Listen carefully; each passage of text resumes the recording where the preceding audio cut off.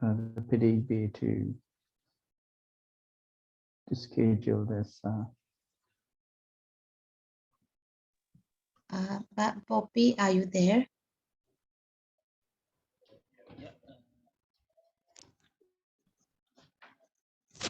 For the next lecture will be connected in next Tuesday, Mr. Felix. Next week. I think yeah, next Tuesday. What time is it in Jakarta? Like 9? No, 8. 21 June. Yeah, June 21st. June 21. 8 a.m. Okay. So we'll meet again on this week. Tuesday, Wednesday, Thursday. So we'll meet again on Thursday then. Okay. How many minutes normally people would show up? How long should I wait before? Maybe we can start. We can have because it won't have, be like that much attendance. So we can start and we can have a question and answer. And is it possible to be able to see like face to face? So we can have quite a bit of interaction.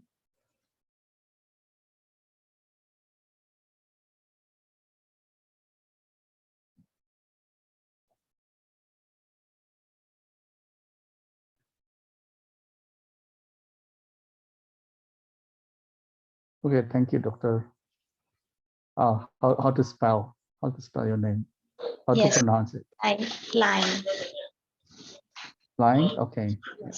Yeah. Good morning. From my side, my daughter is also joining online class, so a little bit noisy. That's right. Yeah. Oh, sure. Yeah, you can mute the microphone, except when we have a question and answer. So. Yeah. And I'm currently staying in the compound with many people together, like a campsite. That's why not always stand on the camera. Yes. Thank you. Oh, yeah. I mean, it's good. It's nice to be able to see, and especially the like a small class. And so I know it's going to be quite extensive, but it's good to have like also a conversation, unless it's like a big class like last time.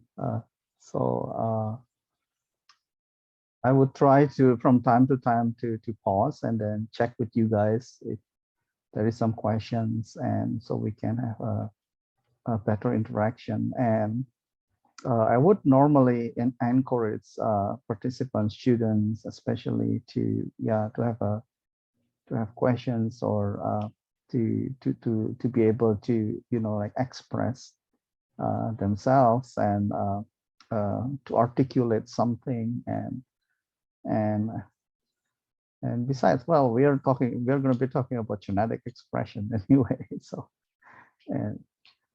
and because especially you guys are in the PhD program, it's actually the more we got into interaction, the better off, because sooner or later you would have to repeat this interaction with your students or audience, and it's going to be great to sort of like keep exercising ourselves with the topic that we are talking about, right?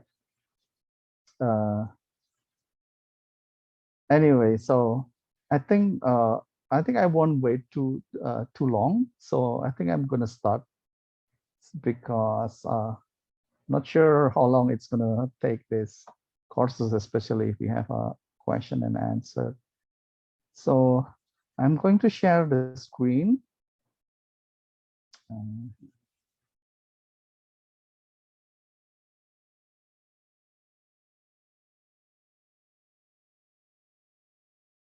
Right. So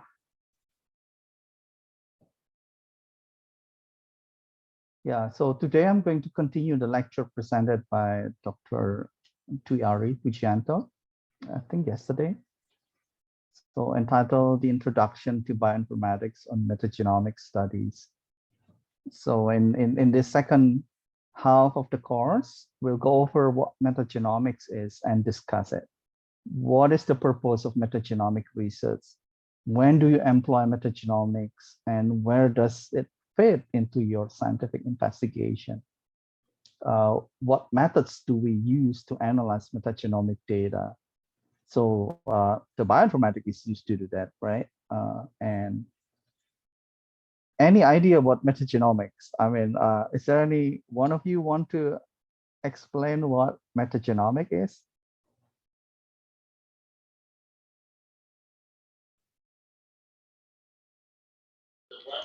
It's quite new to me, that topic. Yes. Okay, what do you understand so far about the term itself, metagenomics? I guess genomics you might heard from time to time, but what is actually metagenomic?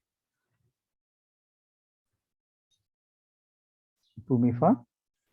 Yeah, actually, yesterday we have a introduction to the metagenomics, and Okay. it's a study of collection of genetic materials or genome from a mixed community of organisms. Right. Yeah. Yeah. There you go. So you get some understanding, but let me provide you some ideas what metagenomic is. Metagenomic is the study of the structure and function of entire nucleotide sequences isolated and analyzed from all the organisms, typically microbes, in the bulk samples. So, for example, metagenomics is often used to study a specific community of microorganisms, such as those residing in human skin, in the soil, or in water samples. So, some other definition says metagenomics is defined as the study of environmental microbial communities using a suite of genomic tools to directly access their genetic content without prior cultivation of microbes in the laboratory. So now we start to get into a suite of genomic tools. What is this, right?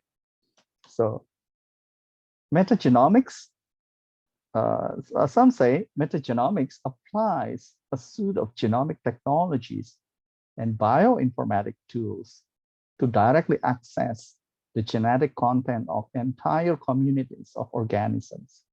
Thus, metagenomics provides access to the functional gene compositions of microbial communities and thus gives a much broader description than phylogenetic surveys, which are often based only on the diversity of one gene. For instance, the 16S rRNA gene. But what is actually a metagenomics? So there are now some slight differences in answering the question, what is metagenomics? But like genomics itself, metagenomics is both a set of research techniques comprising many related approaches and methods and a research field, right? So in Greek, meta means transcendent. In its approaches and methods, metagenomics circumvents the unculturability and genomic diversity of most microbes. So the biggest roadblocks to advances in clinical and environmental microbiology. So if the metagenomic can circumvent that, so we don't have to rely anymore to the culturability of samples, right? So meta in the first context recognizes the need to develop computational methods. So there is a bioinformatic components So that maximizes the understanding of the genetic composition and activities of communities so complex that they can only be sampled, never completely characterized. We will see how this is being applied, and then we'll expose you to more that ways of how we use metagenomics, right? Yeah. So in the second sense, that of a research field, meta means that this new science seeks to understand biology at the aggregate level, transcending the individual organisms, to focus on the genes in the community and how genes might influence each other's activities in serving collective functions. So individual organisms remain the units of community activities, of course, right? And we anticipate that metagenomics will complement and stimulate research on individuals and their genomes. So we expect in the next decade, the top-down approach of metagenomics. This is the top-down approach. So the bottom-up approach of classical microbiology. So the organism level genomics will merge. So both this classical microbiology and the metagenomics so will merge. We will understand communities, imagine communities of people, right? And the collection of communities that forms the biospheres. And as a nested system of systems of which humans are part and which human survival depends. So we'll talk about microbiome next week, possibly tomorrow, but next week we'll, because human survival depends on these communities of microorganisms. In some situation, it will be possible to apply an understanding to problems of urgency and importance. But the next question is important. Why metagenomics? I provided you a bit of a hint. So literally because microbes, you can say around the world. I mean, we cannot see this microbe, but everywhere, including in our body. So it's that simple. Yes, that simple. So because of microbes everywhere, and we cannot escape to that. So as I say, although we can usually see them, microbes are essential for every part of human life. Indeed, all life on Earth, plants, animals, and so on, every life on Earth. So dependent on the what we call the normal flora. So in our body, every process in the biosphere is touched by seemingly endless capacity of microbes to transform the world around them. So the chemical cycles that convert the key elements of life, for example, carbon, nitrogen, oxygen, and sulfur into biologically accessible forms are largely directed by and dependent on microbes. All plants and animals have closely associated microbial communities, just like us, that makes necessary nutrients, metals, and vitamins available to their hosts. So through fermentation or other natural processes, microbes create or add value to many foods that are staples of the human diet. So we depend on microbes to remediate toxins in the environment, both the ones that are produced naturally and the ones that are byproduct of human activities, such as oil or chemical spills, industrial waste. And so the microbe associated with the human body in the intestine, for example, and mouth, enable us to extract energy from food that we could not digest without them, and to protect us against disease-causing agents. So that's quite a long answer to why, quite an expensive one, right? So these functions are conducted within complex communities, intricate, balanced, and integrated entities that adapt swiftly and flexibly to environmental change. However, historically, the study of microbes has focused on single species in pure culture. So now you get the two form, culturable and unculturable. So we rely so far heavily on the culturable one. So understanding of these complex communities lags behind understanding of their individual members. So we know now enough, however, to confirm that microbes as communities are key players in maintaining environmental stability. So when and where and how bioinformatics. So the next question, when and where to use metagenomics. I'm going to expose, most of the lecture is going to be exposing you to these questions, literally when and where. So it's going to be an array how to use metagenomics and how some exposition for, to numbers of bioinformatics, the available bioinformatics tools.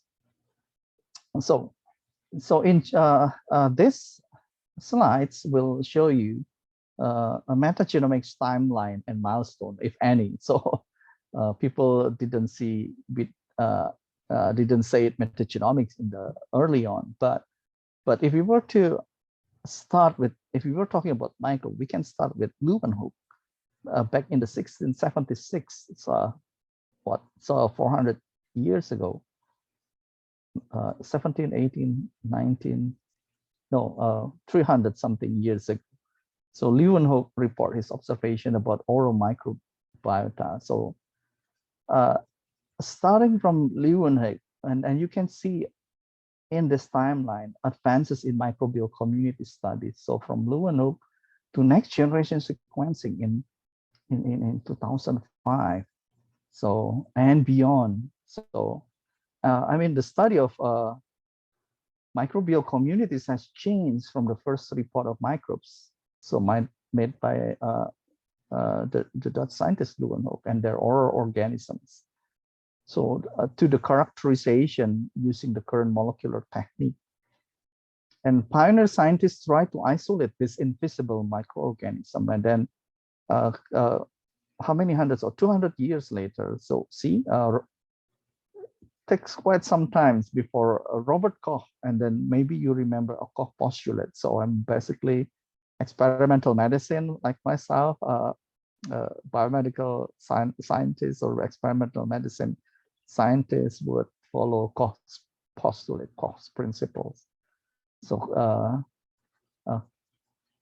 Robert Koch, a German scientist, they started using nutrients in solid phase, like potato slices or gelatin, to cultivate and isolate microorganisms in order to count and visualize them. Ultimately, these isolation techniques help scientists to understand the microorganisms' physiologies.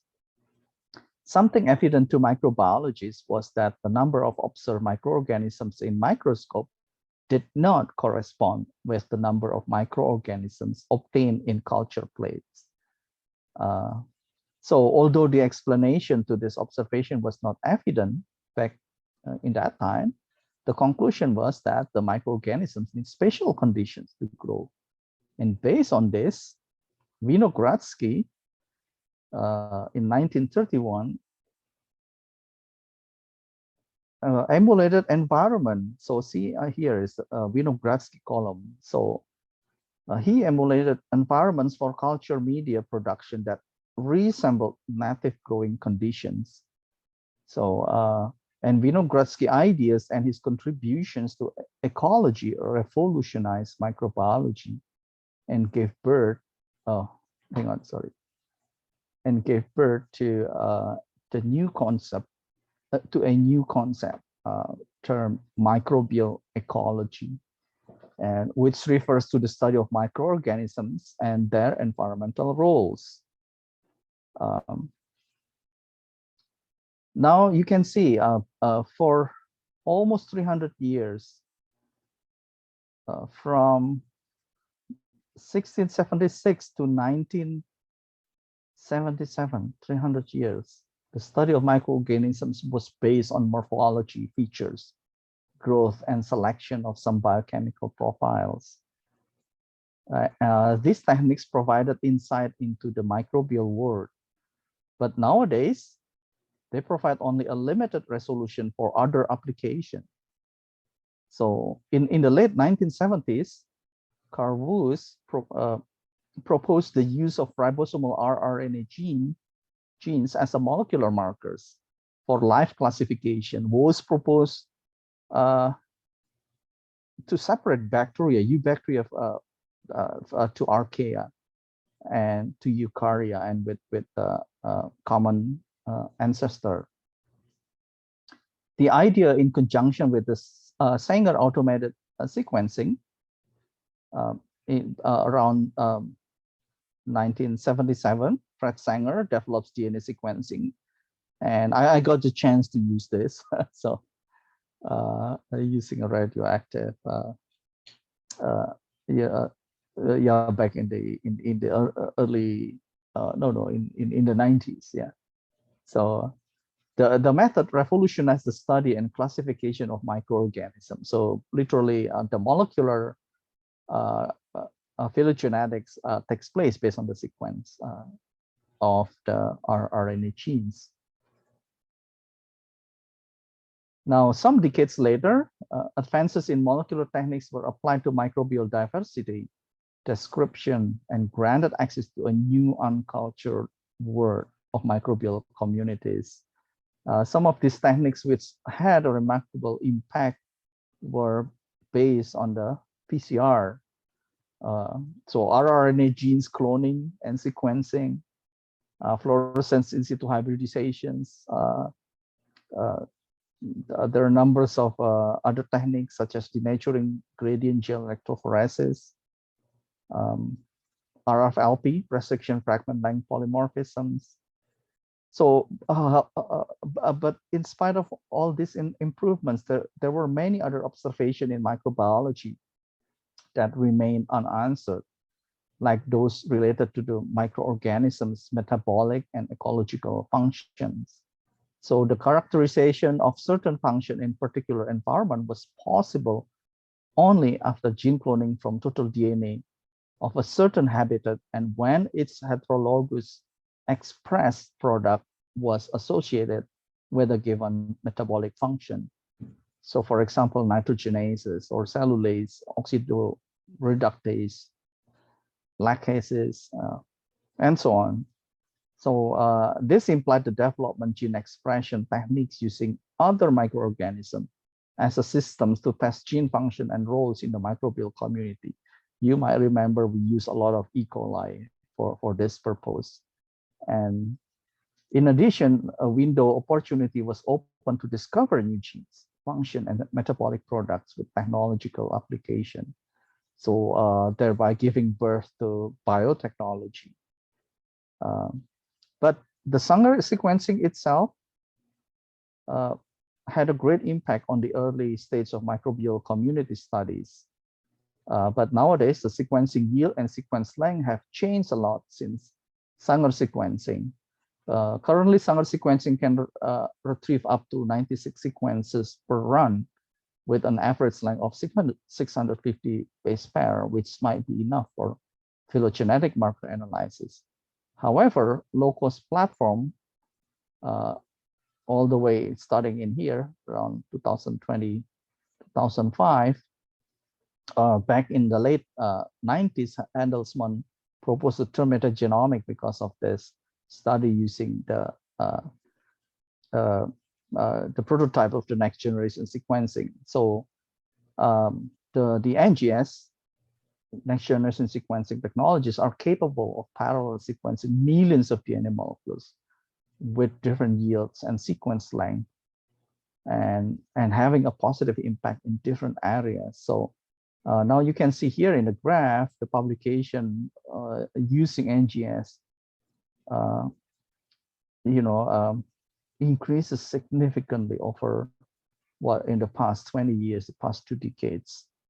So, and starting from the human microbiome publications, and here it's noted a PacBio because it's allowed to have long read sequencer. And on here in the bottom here, here is an illustration of the sequences of different kind of microorganisms involved that you can see in the growth development and aging process. And here on the other hand, the ocean sampling in 2015 from around the globe can be done. We can study massively, globe-wide, worldwide study, worldwide data, just by using the NGS machine. So this provides you a snapshot of a background. So how do we use, what is going to be the application?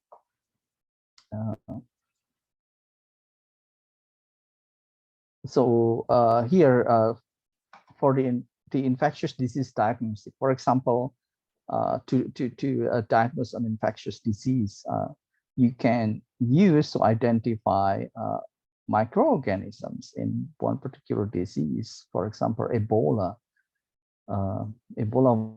virus from Zaire, or antibiotic resistance prediction.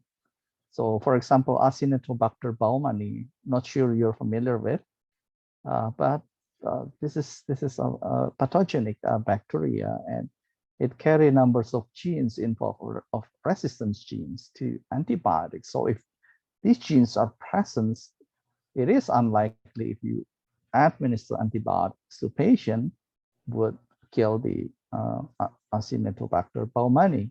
So identification of these genes is massively in parallel are possible in one communities or in the communities literally. The other one is detection species level or strain level virulence determinants, such as secretion of specific endotoxin or exotoxin. So here. So and also if we want to predict the antiviral resistance, for example, if we have samples of human immunodeficiency virus or HIV-1, and this is a recovery of complete genomic sequence, a viral genome from patient, isolated from a patient by metagenomics next generation sequencing, NGS. So it's possible to see how the possibility to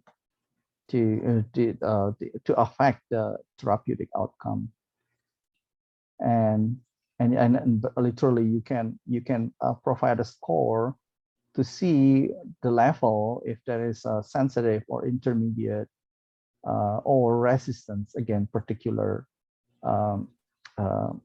antiviral drugs, for example, resistant to the non-nucleoside reverse transcriptase inhibitor class of drugs, so or protease inhibitors. So another applications of microbiome analysis. So what we are seeing here. So the microbiome analysis can inform disease prognosis in acute and chronic disease state. So healthy individual, and then this is a disease state in patients, and underlie the development of probiotic therapy. So based on this study, we can develop a so-called probiotic therapies. So colored bar here represent individual microbiota species. So you can see a reduction in species diversity. Sorry. From sample in the patients. So you can see you have more colored bar here versus here in the patients. So so this patient has an unhealthy state, or what we call dysbiosis.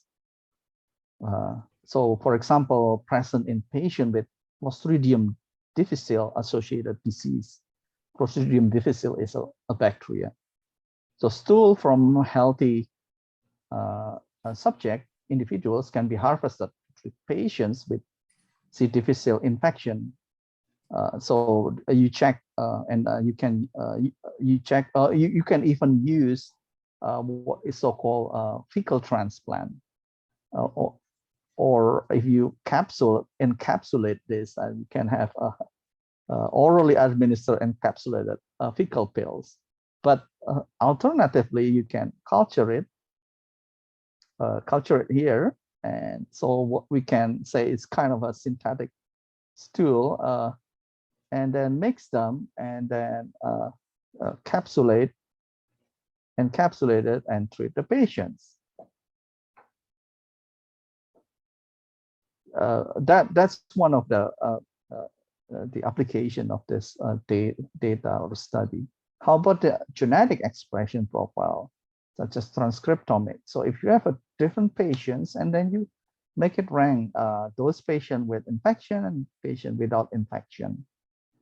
So for example, chronic diseases such as obesity or inflammatory bowel disease or diabetes mellitus. This is also a potential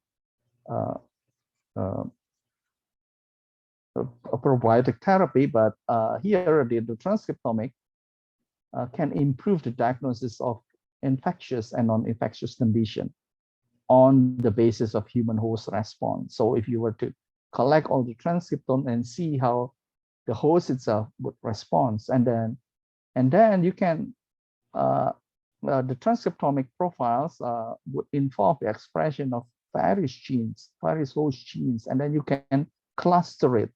So the blue one would be the no infection, the red one would be the infection, and then this is individual patients or individual or even healthy individuals, and then you do see the expression.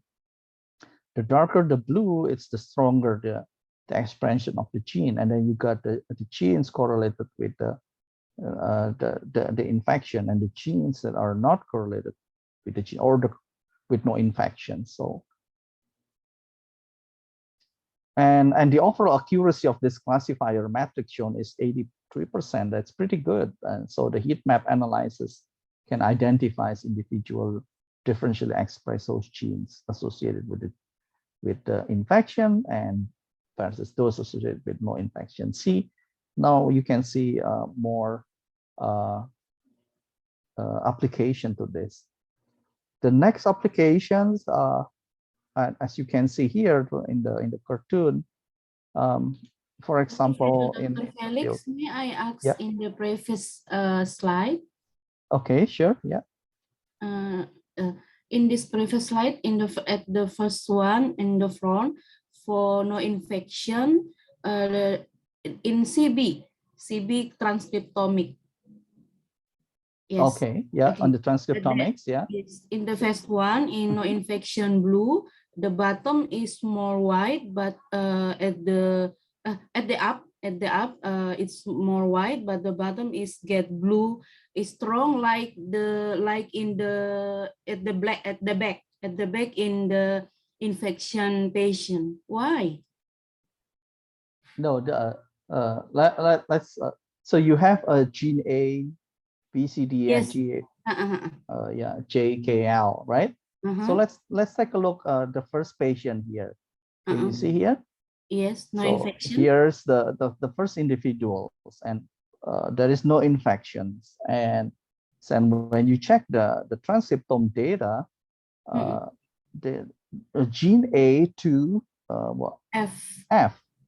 So you do see it's light blue or white or slight light blues, and but gene G to L, you have a stronger, so you have a denser in intensity of blue, so darker blue literally, or to really dark blue.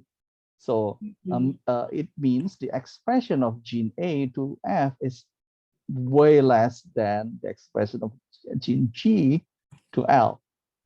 And the situation would be in kind of a reverse when you see the far right here, the individuals, the far right individuals apparently got an infections, and when you check the expression of gene A versus gene L, apparently gene A to F is quite strong, but not gene G to L, and then so that's why you can see here the correlations of the genetic expression. And then, for example, in here, you don't really see much differences among those genes, A to L, right? and based on the algorithm, you can create a threshold, the host metric threshold, that so whenever individual higher here than the threshold, then we determine this patient, this individual have an infection. So this is just an example of the applications of this genomic study or metagenomic study. But in this case, it's transcriptomics, right? Okay. Yeah. So next applications. Yeah, thank you for your questions, Norma. So for the rest of you, you can interrupt me. So whenever you have questions.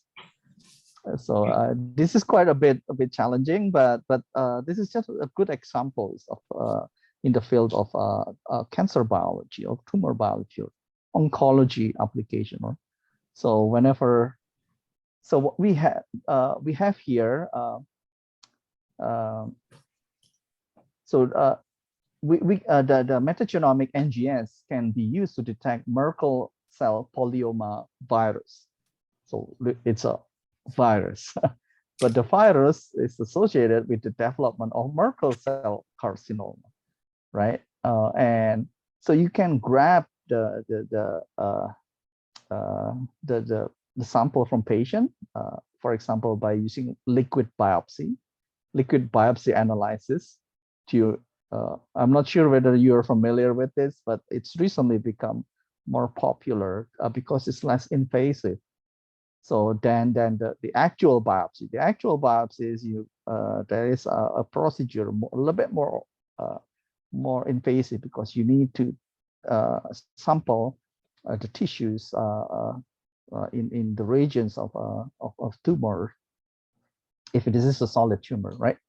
So, but the liquid biopsy analysis can be done by using blood, for example, in a serum, and see whether you can pick up this Merkel cell carcinoma. And the idea is we can use for a simultaneous pathogen detection and characterization of host genetic mutation. So that's the interesting part of the system as an example here. So simultaneous sequencing of host DNA can identify mutations that arise from integration of a viral genome containing the full-length large D antigen. So I will guide you again. So the Merkel cell polyoma virus infecting here, infecting this Merkel cells and creating carcinoma. In the process to create carcinoma here, right, proliferating cells. So this virus can integrate into the host genome. So here you have a full-length large D antigen, and you notice there is a helicase, right? Two options that can happen, right? Two possibilities that can happen. The first one, it would integrate, creating a mutation in host DNA, where this genome, the viral genome, would be integrated, disrupt the host DNA, and there is a subsequent mutations, secondary mutation to remove this helicase, right? That would transform, that would trigger the transformation of the cells. So, and the other one, so during the process of the infections, apparently the helicase got kicked out, got removed. There are different ways to remove a particular segment of DNA of a viral genomes.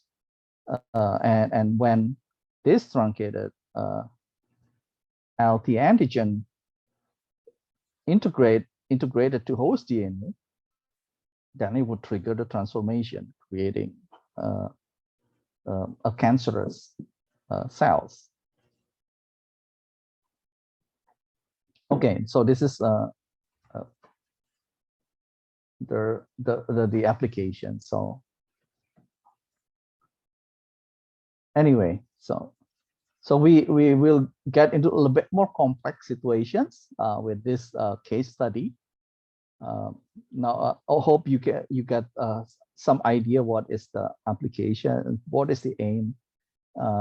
This is an examples to what you can expect of doing metagenomic studies, but we'll get into more complex situations, and so and then you will be exposed a little bit more comprehensive what needs to be done. So in current setting, in current time. So here in this case, when you have a lung biopsy tissues, and there are numbers of things can be done. So take a look on here in the clinical lab test, right? And from the lung biopsy tissues, you can culture it and then see if there is a bacteria growing, for example, Mycobacterium tuberculosis, or other type of pneumonia bacteria, right? Or you can run quantitative PCR detection. You extract the DNA and check by qPCR and see what is the level of the infections. And by using qPCR, it means you can do not just in detecting bacteria, or but you can check also a mutation if there is any known mutations. For example, known EGFR mutation in a lung cancer patient. So we'll be able from the biopsies, you can check if there is a mutation, and then would determine the therapeutic options. And obviously, the easiest way would be doing the imaging of the patient by a chest X-ray, for example. And of course, it needs to be validated. So by the biopsies, and then you need to have a histopathology and see, and how the pathologists would say about the samples here, about the biopsies. And in more advanced cases, you can do immunohistopathology, stain analysis by stain it with different kind of antibody against, for example, Ki-67, or antibodies against EGFR, for example, and then you see how it looks like. So this is clinical lab test. So traditionally, this is normally done in cancer hospitals. So, but what we can do, if we can combine this with the metagenomic study and obviously the bioinformatic analysis. So when you extract the DNA, nowadays you have two options, but mostly still the NGS still being monopolized by Illumina sequencing. So the alternative is Nanopore, the UK-based system, where the sequencing involves a pore molecule where you have a long stretch of DNA, no single nucleic acids, single nucleotide would be run through this pore molecule, and it would generate, so different base, let's say A, G, or C, or T, would generate different electrical output, and then the software would transcribe, would translate it into what sequences. But we are from more familiar with the Illumina sequencing, because it has been well established, has been matured, and so many data to compare with. So and then obviously during the infection analysis, and because you got a biopsies from lung, human, then you have to separate the human portion. You've got a lot of sequence from human background, human DNA. Either during the process you can repress it, but for sure you need to remove the human part and then see what is the remaining, what kind of microbes you can find, or viruses that you can find. So and then from this data, you can also analyze the type of cancer by using a database, a data collection. If you have, that's actually the benefit of having a tumor bank that has been well documented and have a reference genomes, and then basically you can align, and then see what this patient would have, and then totally using the bioinformatics to see what are the issues with the genome of this biopsies that you can find from the biopsies. If there is any malignancy based on the study of copy number, if there's a copy number variance, or there's a mutation correlated with particular tumor, sort of like molecular marker of the tumor. So and of course, other than the human the deviations in the human genome itself, then you would be able to conclude whether there is a pneumonia bacteria, for example, detected by this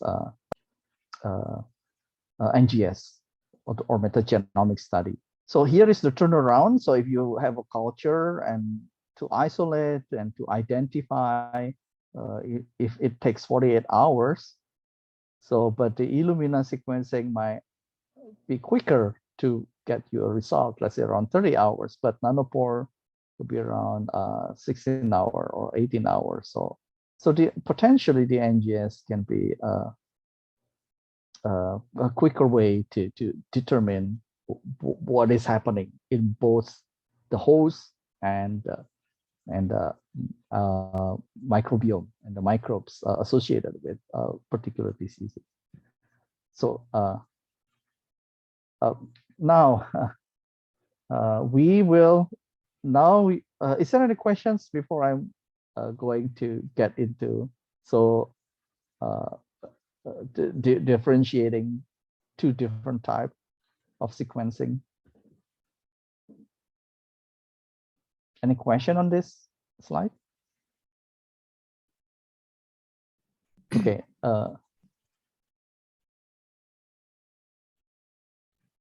Yeah, let's continue. So suppose you have patient samples.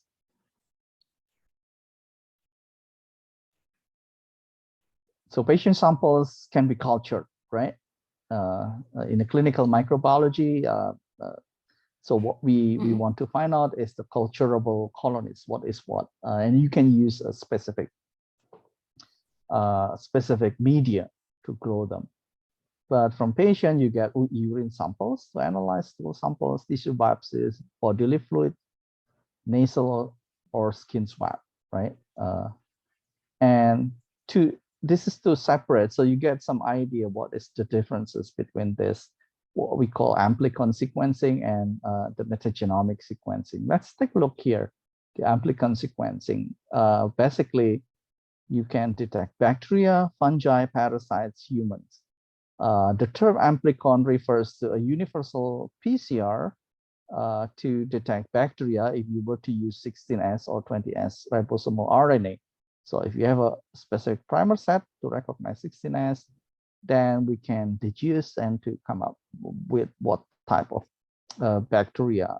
For fungi and parasites, you can use the ITS1 here, ITS1 or ITS2, 18S, 28S to differentiate, to understand, to classify what kind of fungal infection or parasites in that tissue samples.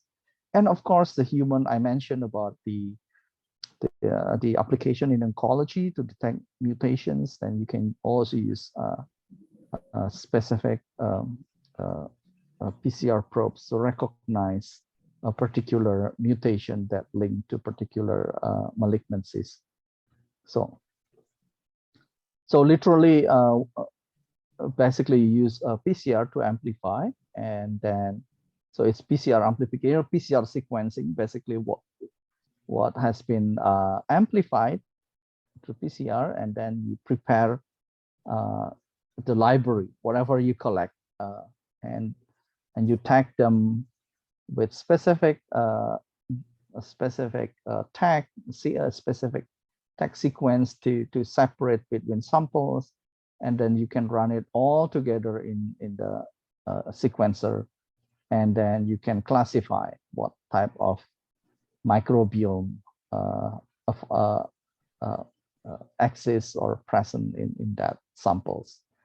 So here, sort of like in here, but I'm going to go back to here, up here. So, but what we have with metagenomic sequencing, now you extract the DNA or you extract the RNA from all these samples, right? Urine samples to sample type, tissue biopsies, bodily fluid, nasal, skin swab. If you were to extract RNA, then you can reverse transcribe the RNA into cDNA. But basically, you can capture the RNA viruses. You can also capture the transcriptome. So, or you can have a DNA. So both cDNA and DNA, then you can run a PCR to amplify further, or basically you can prepare it again, what we call a library preparation. The total extract of the DNA, extracted DNA or RNA or cDNA is being prepared to be recognized by the sequencer. So, and now it can be subjected into what we call untargeted metagenomic NGS or targeted metagenomic NGS. So literally untargeted, so you just prepare the library and then sequence all of the nucleic acids. So you have all these pieces and then just sequence everything and then let the computer to sort it out, the bioinformatic analysis sort it out. But you can imagine if the sample is from human, then you can expect most of those reads would be human. However, if you were to apply a targeted metagenomic NGS, then you can direct the detection. For example, if you want to detect COVID-19 virus, SARS-CoV-2, for example, you can have a pathogen-specific RNA or DNA, and then you hybridize it, right?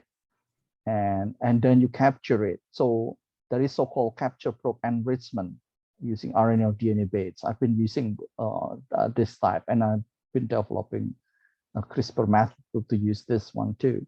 So literally, you suppress the background and you enrich the target, and then obviously you sequence, and then you can analyze what are the pathogen or microbiome compositions there in the samples. And obviously you can also analyze the host transcriptome profiling based on this. The RNA I mentioned to you, the cDNA, you can see the host transcriptome profiling. Anyway, any question on this?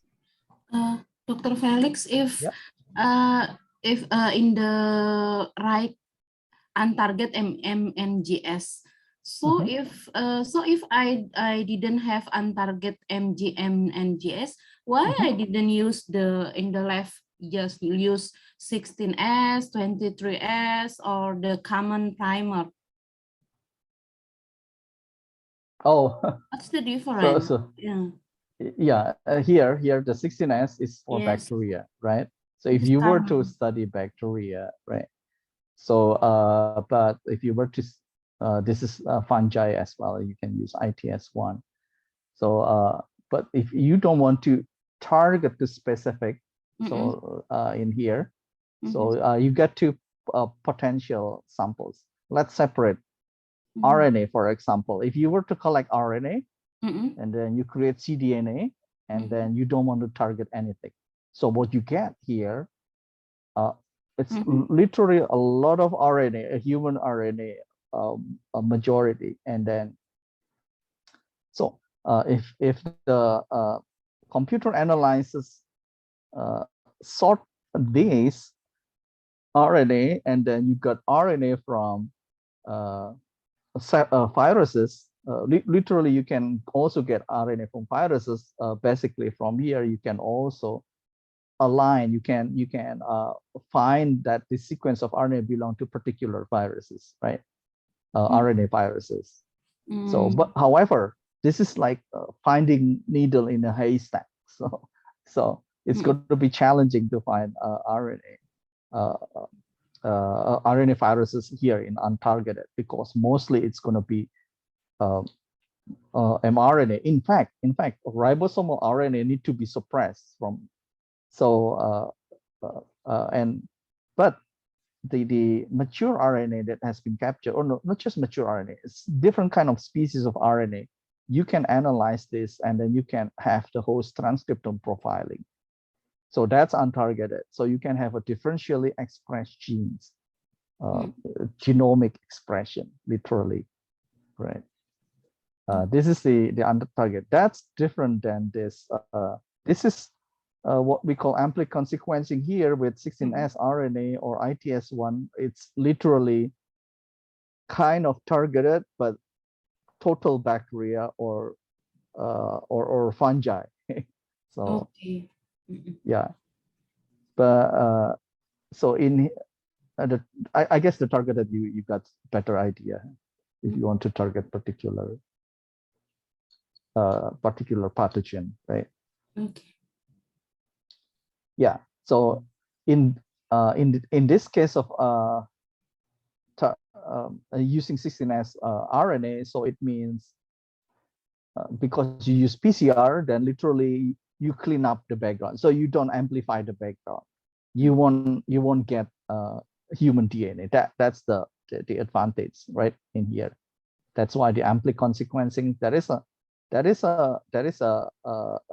advantageous benefit of using amplicon sequencing.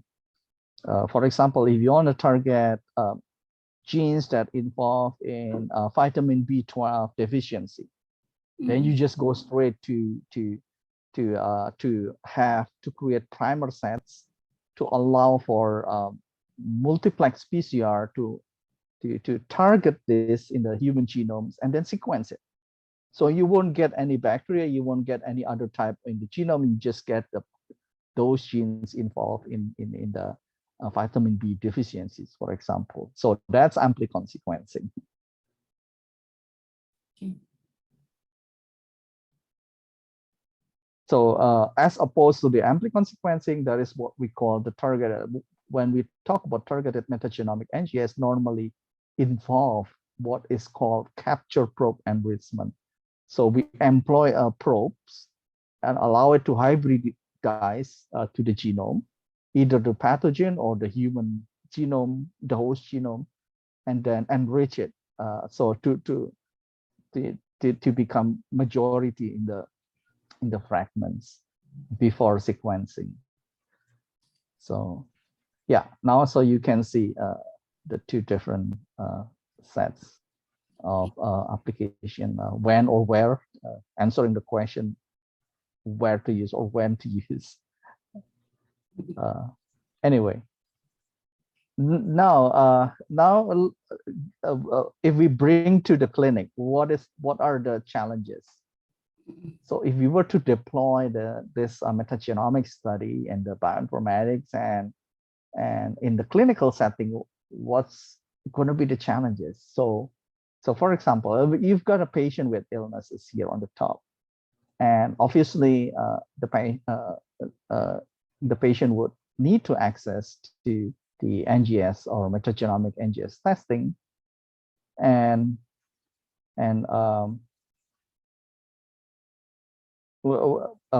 if the patient won't show it's a clear-cut symptoms, we wouldn't know, but nevertheless, the sample can be collected and then it can be sequenced. But however, the critical part would be the human host background, whether the human host background would suppress the ability to detect particular or to identify a particular pathogen if this is the case of infections. And so you've been exposed to how to select the technique. So at least you know how which one of which to, if the human host background becomes an issue, how to suppress it.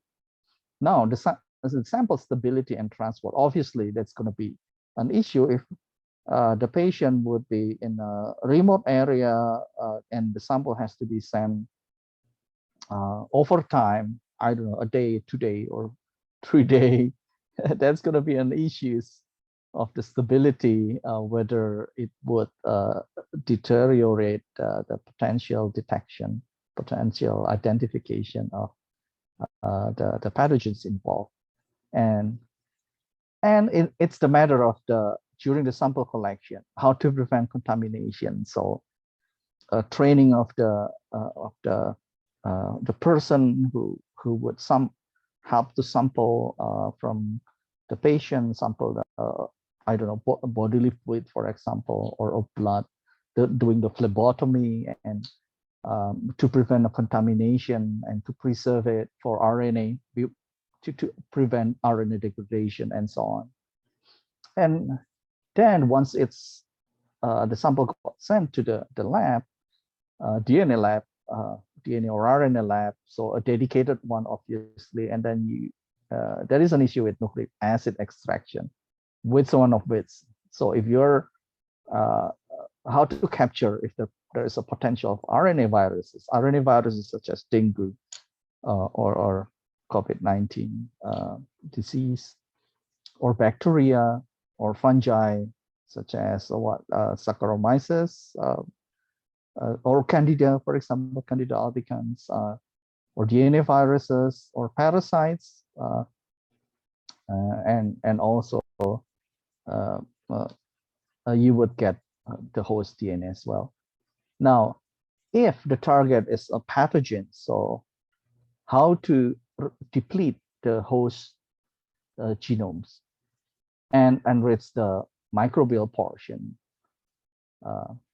Now, also the important part, if there is a standardized clinical lab protocols between one lab versus the other lab in doing, obviously in doing from sample collection to nucleic acid extraction. And the other issues is reference standards, what we call positive and negative control materials.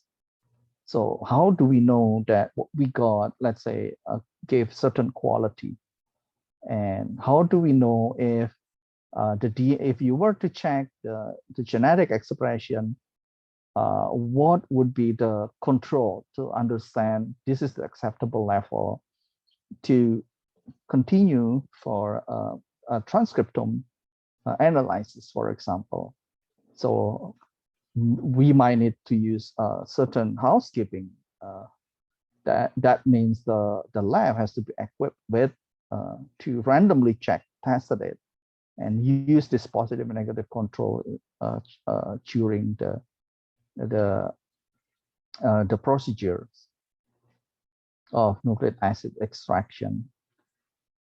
Next, library preparation. There is a special protocols for Illumina and vice versa for the nanopore.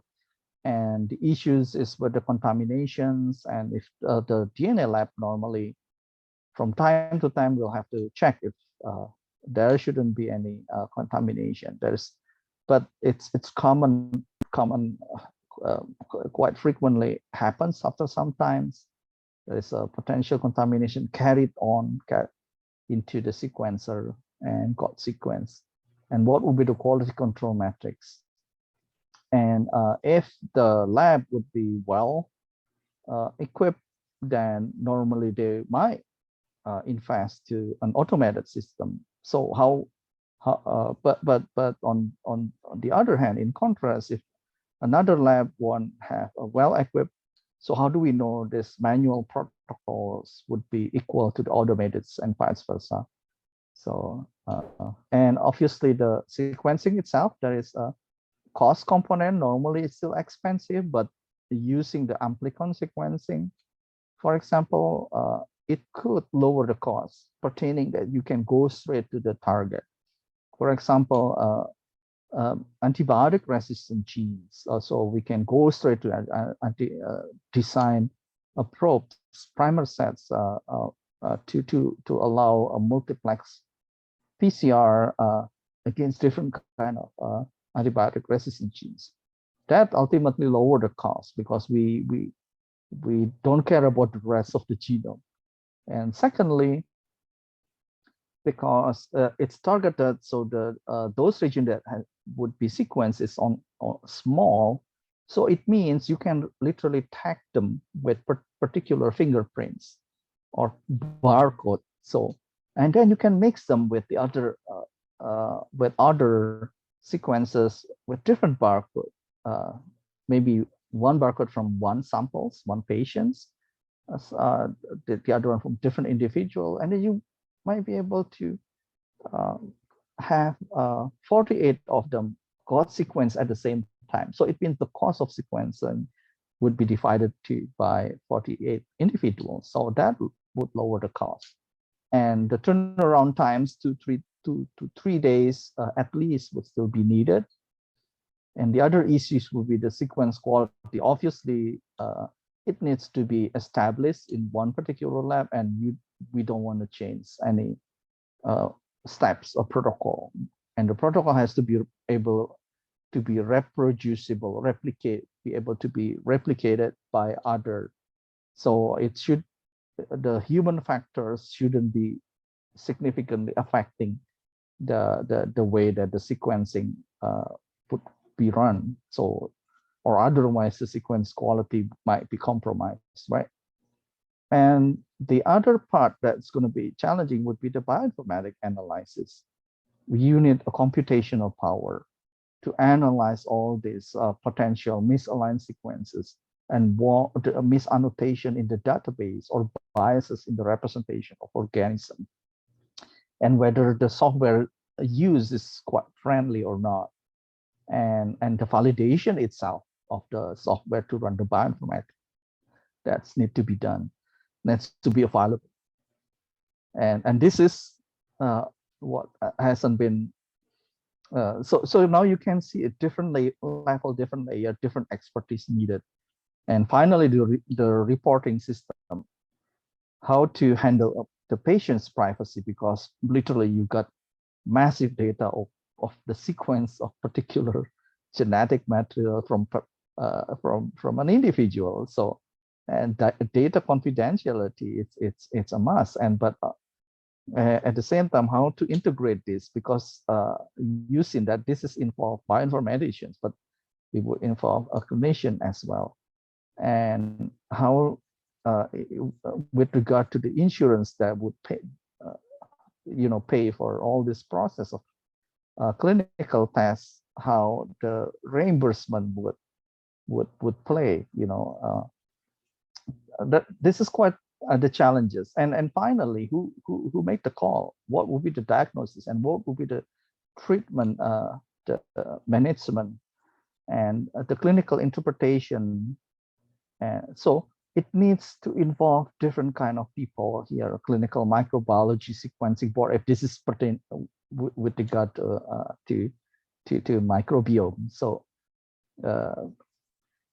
now this is a multidisciplinary that can be quite challenging to set it up in many other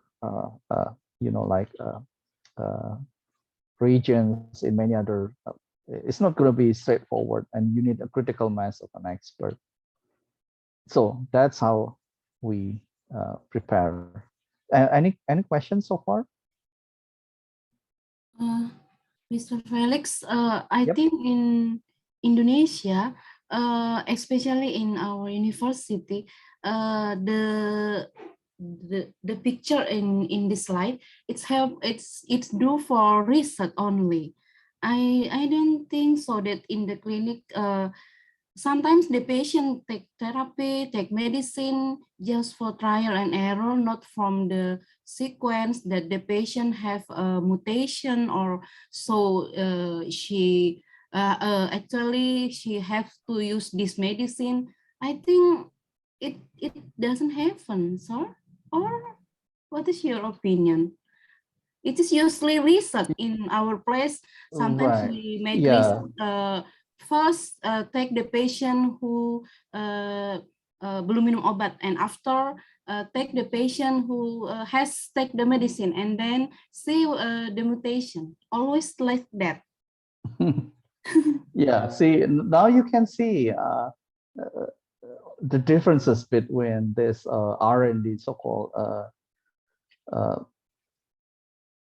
yeah, research use only of than the clinical setting. So clinical setting is completely different than research space of for you know, metagenomics um, study. So what you have seen here, it's literally NGS clinical lab. Lab meaning a clinical test, an NGS-based clinical test. So this is literally sort of like a triage in a hospital. I'm not quite sure. I'm not quite familiar. What is the current situation in the hospital? So, for example, the triage would, this is to offer simplified thing. The triage would consider a protocol that it won't change at all. So otherwise, we are going to be having an issue to diagnose a patient, where the patient has to be directed, right? And or, for example, the protocols of when you have a requisitions to have a blood works, you have a bunch of series, white blood cells, and so on. That's pretty much set. So we don't change that, right? Now, what you've seen here, what happens if you were to use NGS as a clinical test? Okay. So see, there's going to be quite a gap, quite a distance before a research base going into the clinical setting, before we are applying NGS metagenomic studies into the clinical setting. So there are quite a lot of components and to be addressed.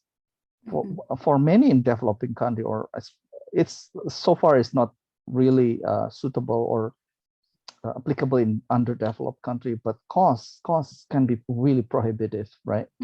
Unless we have a good public healthcare system that could find a way to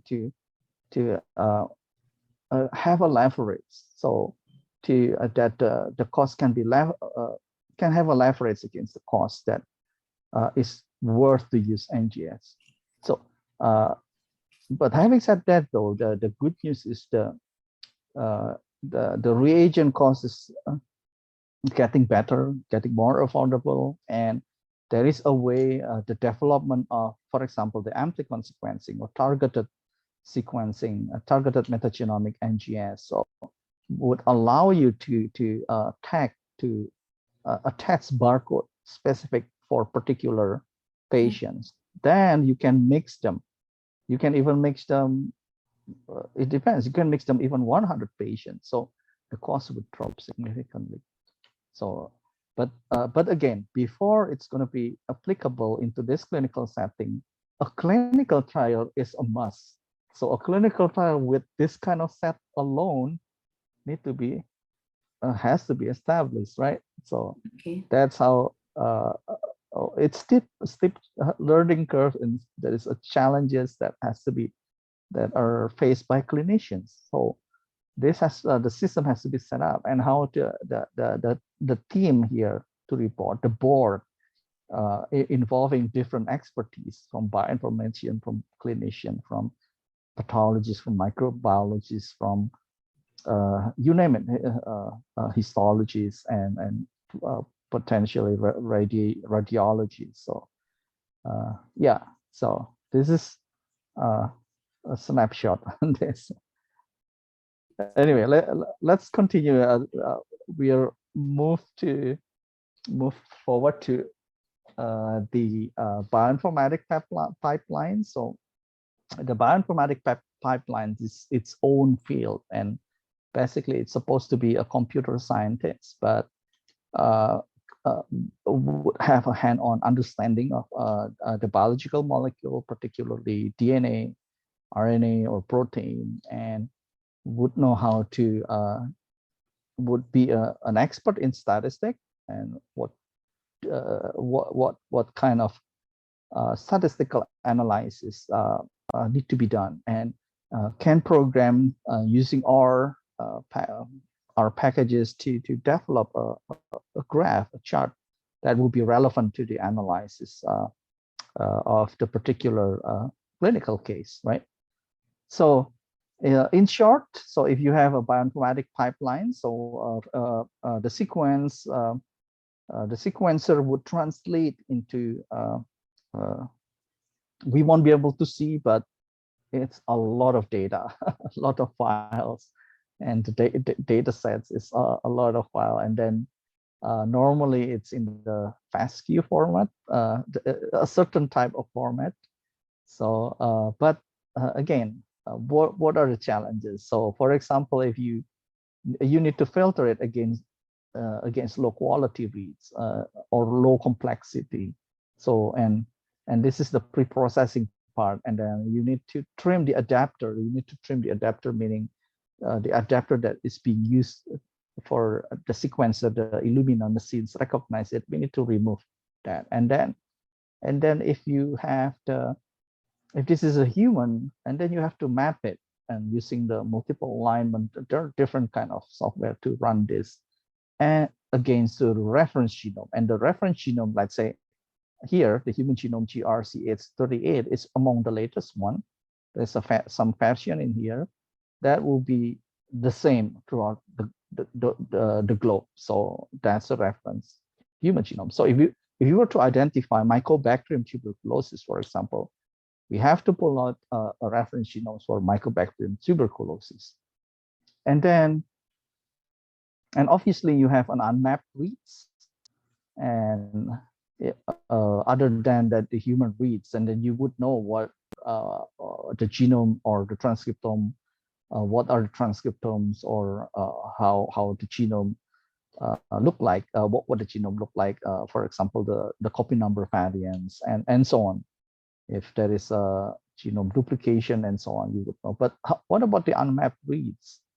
Either you align to database of reference sequences, or you create de novo contig. So contig means if you have an overlap, and then you can stitch it. So if you have an overlap, and you can create like a string, and then you align the string and then see how it goes, right? So if the unmapped reads, for example, belongs to microbiomes exist in the samples. So if you have a biopsy of guts or from the colon, then it might well be that is a microbiome genetic materials from the microbes exist in the gut. So you align, and then you there are a couple of ways. So to the left here, so you can see what is what based on the reference sequence, and then you can see the coverage maps, which one of which at higher expression, and you can even allow a phylogenetics analysis. It belongs to what group of the microbes, and you can see the percentage of species or taxa among the microbiome detected in the samples. And then you can even see what is the read counts in the sample versus the species. So the first samples, and apparently the red one is the predominant species. And here, species 1 and so on exists, but it's not as strong as the red one, and so on, right? For example. Now, on the other hand, you can have what we call taxonomic binning. So the sequence that match, the software can allocate sort of, you have a 5 basketball, for example, and then you have different color, and then the one with the color red, then you put it in the bin with the red color. The green one would go to to the green one, and so on. So, and then you can express it as an like with the unit what we call OTUs, right? And low, medium, or high abundance. So that's how the metagenomic, especially the microbiome, would work. So the OTU is operational taxonomic unit. So right. So basically, we wouldn't know which species belongs to, but if you have a sequence that would match to the reference that is likely, for example, Escherichia coli, then and then you detected it. Okay, this is you can consider it as one operational taxonomic unit, and you can have, for example, 10 operational taxonomic unit, and so on. So then you can see the abundance here in the heat map plot. Okay, any questions so far? I hope you can still follow. I know it's moving toward, it's getting more and more complex, but I hope you can still like sort this with all this diagram, the cartoon. Anyway, I will continue and then I'll provide you with more questions. So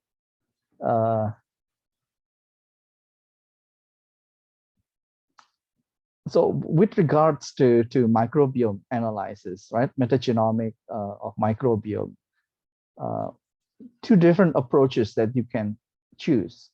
The first one, you culture the microbes. So it means you are talking about culturable, right? So if you get here is two different colonies in a selective media, and then so it means culturable microbes. So and then you can extract the DNA, and then you can sequence it, right? And then you check. Yeah, you got the unprocessed reads, and then you check the quality of the sequence, and when it's clean, then you can continue on.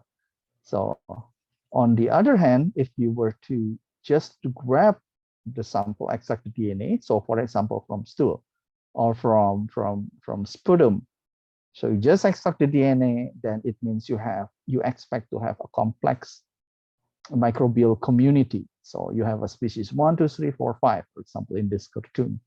So and then you extract the DNA and then a sequence, and then this is what we call metagenomic DNA sequencing, and then you process the raw reads, and then get the good quality reads from the sequencer, and then process it. So there are two approaches again how to process this reads. So the first one is the assembly-based approach. So the assembly-based approach, yeah. So it means from the reads you assemble into a context, so into a larger fragment. So you kind of stitch this. It's sort of like you're sewing, and then you try to stitch it into like a string until you don't find it anymore. And then you bin the context. So it's context binning. So belongs to species 1, species 2, species 3, species 4, species 5, and then so the bin context, and then you start to predict what genes are there, and to annotate. So to annotate means it produces what type of proteins and in these genes, and then finally you run taxonomic profiling. You can even construct complex genome, and then to find out what are these species. The second approach, so if you have all the reads, and then now you grab the reference database. The reference database could have different kind of genome, and then you map out, and then if it turns out to match the reference genome 1 and reference genome 2, and then you align the reads, and once you align reads, and then you can quantify the taxonomy, and obviously you can identify the genome. So so this is another way to select the two option. And basically you need to come up with rational, scientific rationale to select whether you want to have culture dependent methods, isolated genomics, or culture independent methods, metagenomics. And right, any questions so far? Why the blue one in this construction complex genome not full, and the identify genome, the blue one get full? Oh, like here, some of Yes, them, the when you cycle. create a, right, yeah, when you sequence everything, and this is a good illustration. Sometimes it's not, you cannot always perfectly like this identify genome, the full circle, right? Sometimes when you create a context, you still cannot match you still cannot states, you still cannot align, you cannot match one end of this context to the other one. So, and as a result, you see like kind of an overhang, right? So the difference between this, because you have a reference genome, and the reference genome has been sequenced fully, when now you can map and you can align with, although you have a gap, but you can fill the gap based on the reference genome, right? So that happens, but not always the case. You might get a case that all the species would have a you would be able to manage to construct the whole genome. It could happen too, right? So this is a good illustration where the context one that is still gap.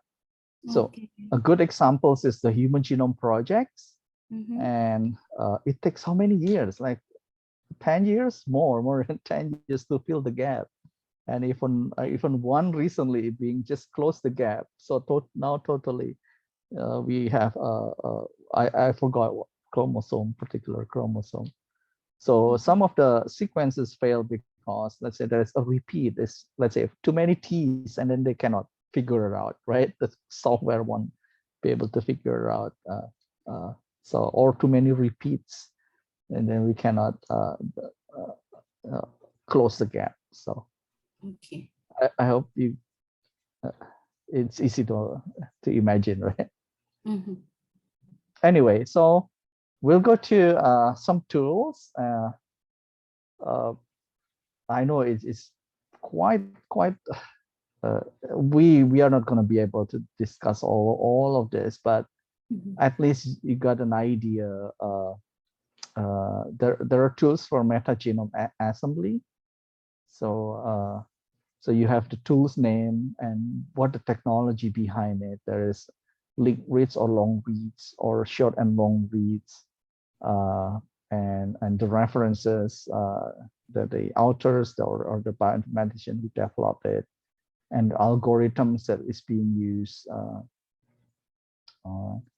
overlap layout consensus, OLC, or the Bruin's graph, here, DPG, and this is the website. The website means it's been shared. Normally, if you have this HTTPS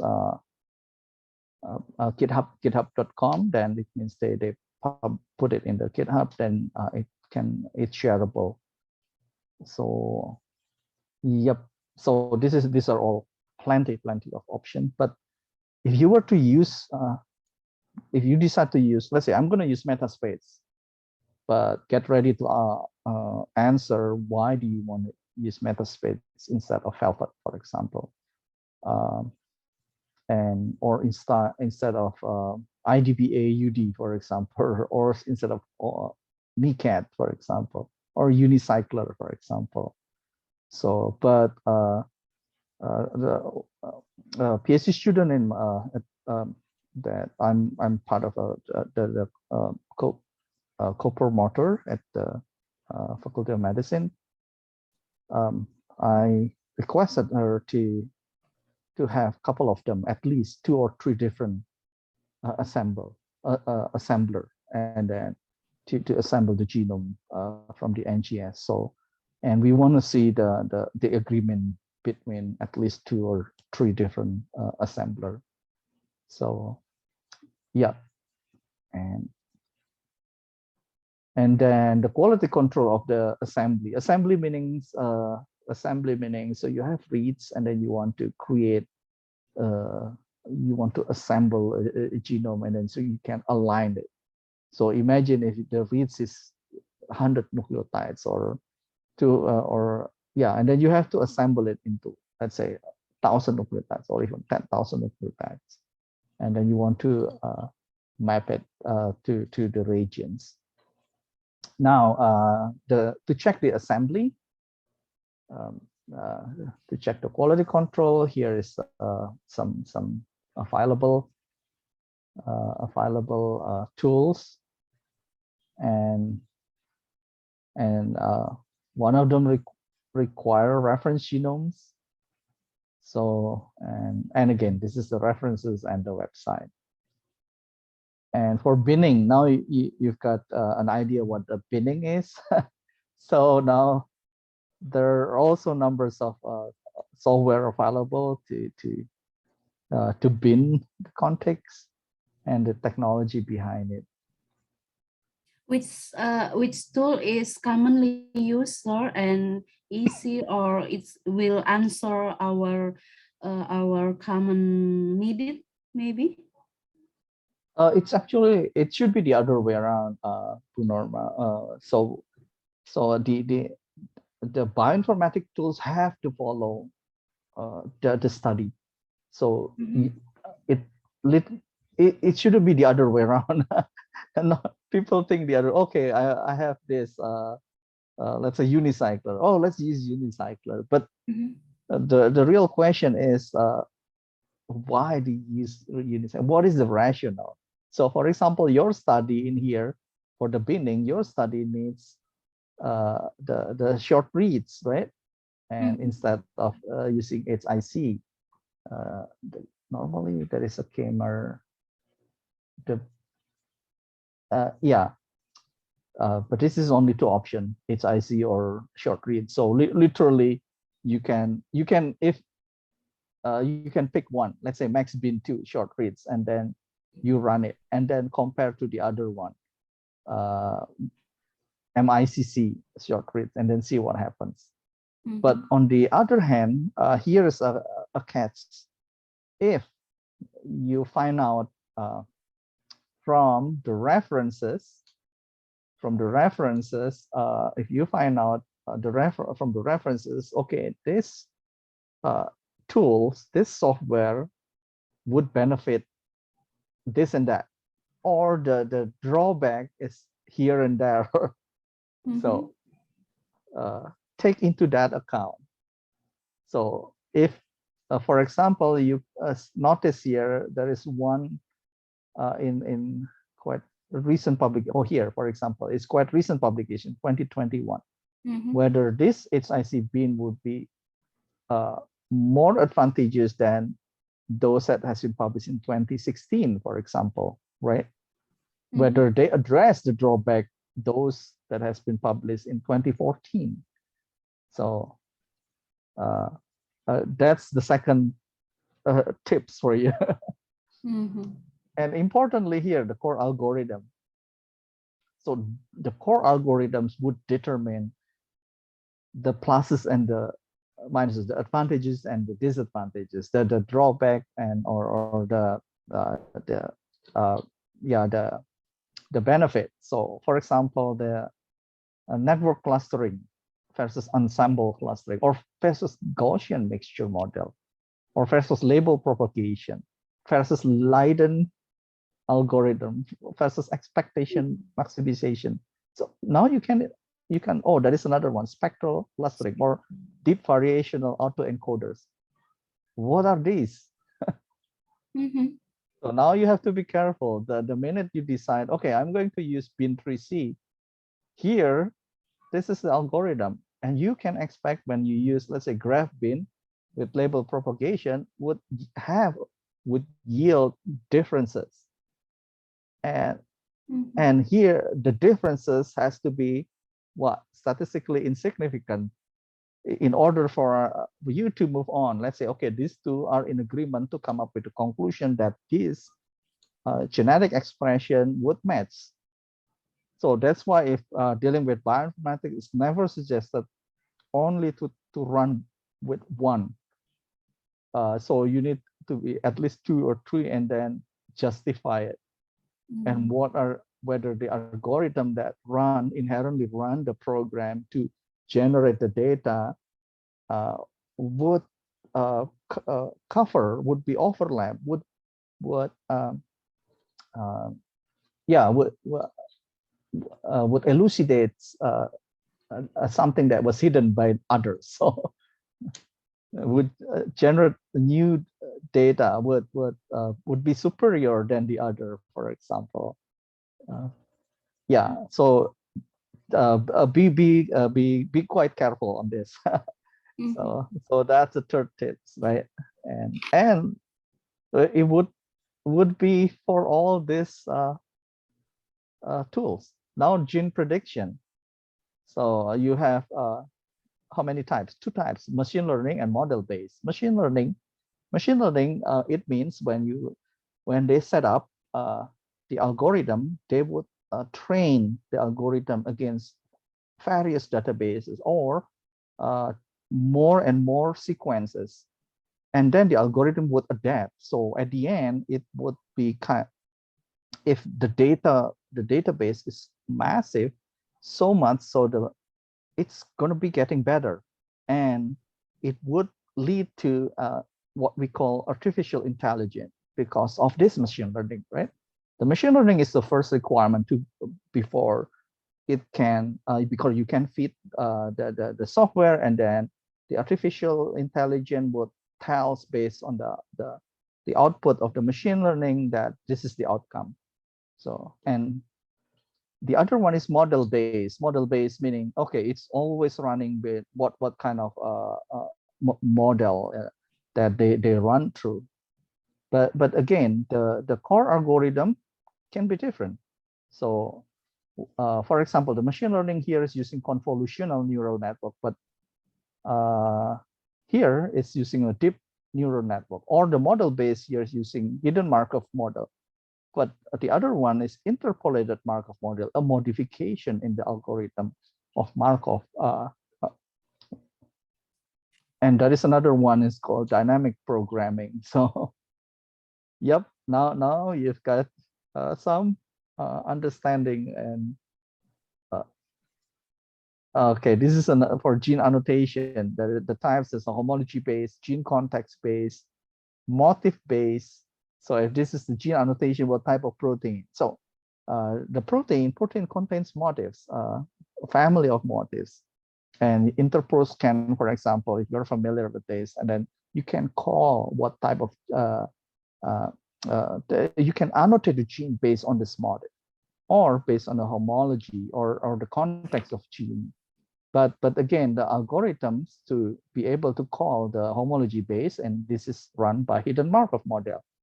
And this the gene context base here is jackhammer, or here is just BLAST-P, the one, or they have different kind of, or they develop their own algorithm, right? Sans parallel or parallelized blood, for example. Yeah. And this is the tools for metagenome assembled genome taxonomic classification. So to build the taxonomy and phylogenetic based on maximum likelihood or likelihood-based phylogenetic interference or Markov clustering. What else? And taxonomic profiler. It's quite a lot, literally quite a lot. And now you can imagine each steps where you have to run the tool, then you have to consider all these three. The tips that several tips that I mentioned to you, right? And so its own study, definitely bioinformatics is own study, metagenomics is own study, and here is just a functional databases, and whenever you reach at the what you can pick up from different kind of this is for annotations. So, but I won't touch this is too much. But to understand what pathway potentially involved when you study the metagenomic all the way to the annotating the gene and potential pathways involved, and this is the functional databases. Functional means the express genetic expression, the express genes. It means at the protein level, then you can go into the metabolic pathway and potential function of the gene. And this is the open web-based metagenomic analysis web links. I wish I would have time to show maybe next not the next lecture, next week. We'll see if I can show you the galaxy day, and there are numbers of others, but probably the best one for you in Indonesia probably use the galaxy. They have 2 different mirrors, the one in Australia, the one in Europe, and the one in the North America. So, and this is the metagenomic, the galaxy training. You can try to follow the steps. If you are able, I might be able to show you next time. And but this is using what is called Mothur package of softwares, a lot of different kind of small tools. But it's not going to be easy for someone in the biomedical sciences to follow, but at least now this is the consolation. Maybe if there's any consolation for Punorma, the question, if you were to use a galaxy, not going to be many options, so you can use Mothur, for example, and there are I think 2 others. But if we can analyze 16S, if this is microbiome. This is metagenomic of microbiome. So using 16S and using feed 4 or feed 3, and then one of the packages is Mothur, and pretty much follow the steps. So that's going to be a lot easier. Any questions? So I'm going to stop sharing. I think the last part about the tools, and it's so many tools and it get confusing. Maybe you can give in the next time, you can give us one case and how to choose the tools, and then how to operate the tools to get the aim of the study maybe. Yes, that's really good idea. I've been planning to showcase the tools available at Use Galaxy. So on the microbiome, the topic of the microbiome. So I will have a data set, and today is an overview, so you know what is outside there. But I'm planning to showcase at least the Use Galaxy, so you can get some imagination how to use the Use Galaxy to analyze this microbial analysis, but not the other type of metagenomics, but at least the 16S is there, the package is there. So yeah. So yeah, I will still have like 2 more like lectures, so it's gonna be because until now we always use NCBI just for make primer or blast, only that. Oh, I see. Yeah. That's the basic. So yeah, the basic knowledge, the basic skills. But if you start to get an understanding how blasts work, how if you have a sequence and how to run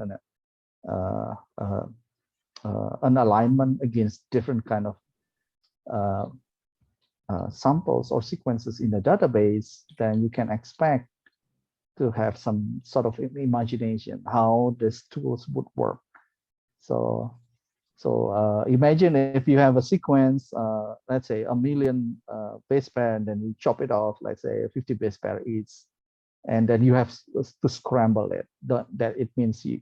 So simultaneously, that 1,000,000 divided by 50, what 20,000 of them, or yeah, 20,000 of them. Then you need to align it at the same time simultaneously. So it's massive operation. So that's how this metagenomic works. And the context out of these scrambled pieces of reads, and you have to align to make to see if there's an overlapping, and then create a context stretch, a string, and yeah, and then you need to align it again. And then there is a way to develop algorithm how to count, how to quantify. Then we get some idea about the expression that we, or so-called the operational taxonomic units, so to see the abundance level between different microorganisms in the communities. So yeah. So any other question? How about so Purifana? Burifa and Dr. Hai. I just want to ask, not to Felix, yeah, maybe to the program doctor, because say honestly, this kind of metagenetic or those kind of study on the nutrigenetic, actually quite new subject to me, but I'm really enthusiastic to learn about that. That's why I try to join this course. But say frankly, it's quite difficult for me to follow the lecture by just listening once. So I want to ask whether this recording will be shared with the participants later on, so that we can learn. Because to me, especially to me, and not for other participants, I believe they all are familiar with those kind of genetic studies. But for me, it's basically, I'm a medical doctor, and during my PhD study in nutrition, I mostly focus on the micronutrients, but of course, with the support from Professor August Pamensier, I have also included in my PhD study about the collection of stool sample for get microbiota composition, and analyze the stool samples in the one laboratory in Jakarta, which is just DNA sequencing, just to see the DNA copy numbers of the beneficial bacteria and the pathogenic bacteria, because my intervention, because my intervention was provision of iron supplementation to children under 2 years. And on the other arm, I have provided food-based complementary feeding recommendation. I just want to show that if we don't optimize the diet, don't balance the other micronutrients, only iron supplementation will have increased growth of pathogenic bacteria. So just this component, and not going very detailed to the genetic level, but I do have interest in those kind of genetic studies.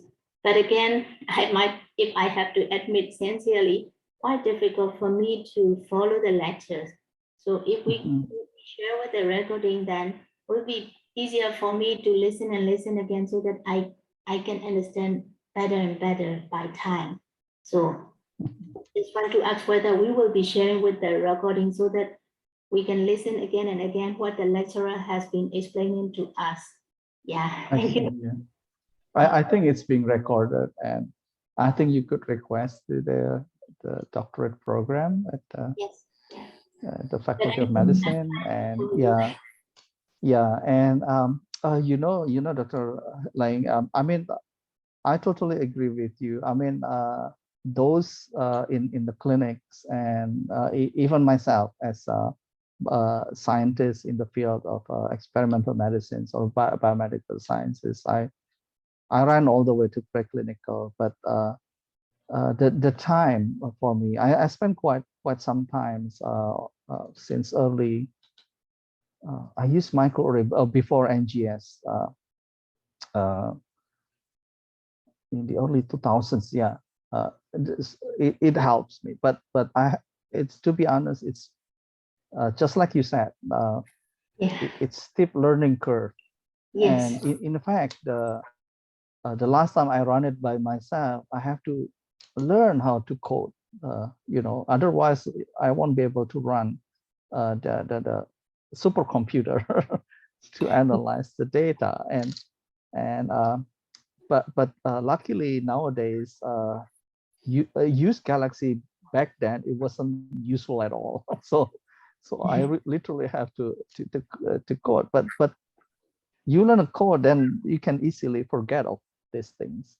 And now what I encourage the participant, especially here in the doctorate program. Now, the important part for me would be the way of thinking. So because when it's not possible, those of you with MDs as a medical doctor, those of you as a scientist in biomedical sciences would go back to the to the bands, to the school to learn how to code. No way. And the coding is keep evolving and more packages. So let this belongs to the computer scientists.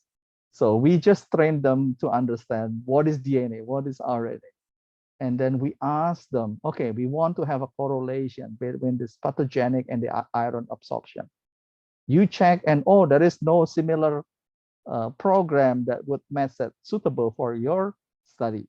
Then you ask this computer scientist to help to establish a package, a software, a tool package that would, to generate an algorithm that would take data from different kind of pathogens based on the gut microbiome study. If you were to use DNA sequencing or NGS, metagenomic NGS, microbiome sequencing, and to tie it up with the iron deficiency profile or the clinical, the medical history of the patient, and then ask them to work with R packages to develop a graph, a correlation graph.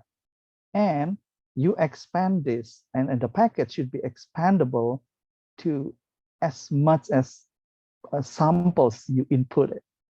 So it should work the same way when you input 10 patients versus 1,000 patients. So that's how the bioinformatics develop. And so we are, or you guys as a PhDs, as an MDs, it's good to be exposed to all these challenges, all the difficulties. You got to know the global pictures, and you got to know which one of which to navigate on, and who's who to communicate with. And so, and I'm going to encourage you, not the other way around, not the bioinformatician would dictate, the other way around. So I know the bioinformatician or the computer scientist would know how to code, but you are determined, this is the parameter that would make sense clinically. And this has to be, this is the one that would dictate the computer scientist to provide you with the tools to scout the tools available in the internet. If there is no available tool, then how to come up with own package, own program. It's small tools, and the program won't run in a, normally it run in the Unix environment. So yeah, it's that's going to be my take, my suggestion. And especially now we are dealing with the PhD student or those scientists. So it's going to be different discussion when I'm facing like undergrad student. So, and you have the option, where do you want to go? A bench scientist and a lab prepare the DNA, creating library of DNA, and that's totally different than those who like to code, trying to generate nice graph, for example, run the statistical analysis. Yeah, probably that would be my response. Hopefully it helps, and please don't discourage with all the difficulties. This is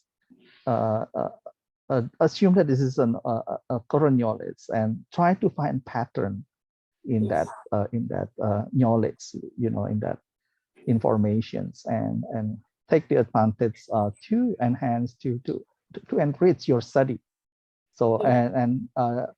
and don't hesitate to use NGS if necessary. And so and in fact, if we take the step to the giant leap of faith step to use this NGS to see how powerful it is. And yeah, Thank you, Pak. you're welcome. Yeah. Any other? Now it's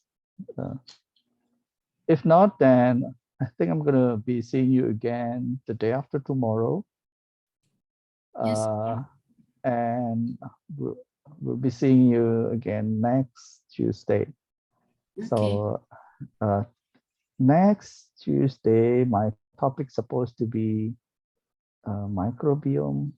Hang on, I'm checking the human microbiome and metagenomic studies. So I'm planning to showcase the to introduce the use galaxy to you, and yeah, so that's going to be next Tuesday, and Thursday, the contribution of the microbiome to health and disease. So this is more, hopefully it's a lot easier, but yeah. Anyway, so Maybe you have a material maybe so that we can read before the class, so it can help us to more faster understand it. oh, Maybe. to have a right materials. Yeah, normally putting all together from the current knowledge, from literature, from publications normally. Mhm. So next year, if there is still the third year gap, I might have an additional or might revise based on the current knowledge. But this is still almost all pretty much the same like the first gap. So I'll take a look. So if there is any good materials, but other than that, yeah, I'll do my best so we can have a little bit more conversation, question, and so on until you get the idea of the presentation. Okay. Yeah. Okay. If not, thank you for your time to attend Thank you. the lecture. Yeah, and I'll see you in a couple of days. And yeah, enjoy the rest of the day. So, bye. Bye. Thank you. Thank you.